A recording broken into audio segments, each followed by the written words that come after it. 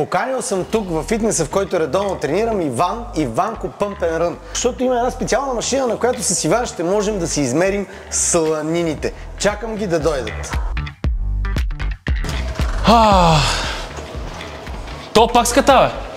Той не иска да идва. Аре, бе, човек!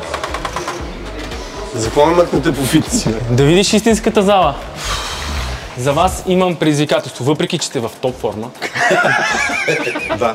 И се подиграваш, окей? Да. Аз лично ще ви изготвя хранителен режим, ще ви дам тренировъчна програма, ще измерим мазнините днес с помощта на нашия домакин. Много мазнини. Ще пиете масло от крил. Това е чисто масло от крил. Чисто масло от крил. Готови ли сте? 79 и 1. Окей. Вземи тия дръжки. Аз съм с дрехи и съм ял, не е честно. Служи палците отгоре. Да.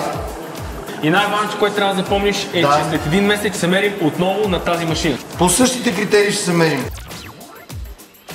Иван с малко буква. Ти си по-висок от Андрей с 1 см. Той колко се писа? 172. Хвани тия дръжки. Това е тест всъщност, който ще ти измерим. Разбирам. Мазнините. Интересно ми. И на мен ми е много интересно. Много съм притеснен, какво ли ще се окаже.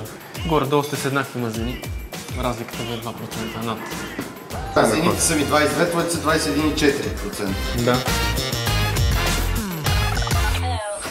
Пичове, това, което ще направим в следващите 30 дни е хранителен режим, тренировъчна програма и пиенето на крилексир. Ти добре? Аз пия крилексир, той не. Само аз ще пия крилексир. Окей, разбрахме се. Това, което аз съм видял в годините с Иван, че при него най-добре работи беговата работа. Ти няма да излизаш от залата, яко тежко. Аз ще бягам и няма да пия крилексир. Андрей ще блъска тежки неща и ще пие крилексир и двамата ще имаме специфичен И ще режим. спазвам хранителен режим и ти ще спазваш хранителен режим. Отивам, обличам се и почвам да тренирам. Отивай на лежанката за грави, аз ще дойда да кажа последни думи на Иван. Айде.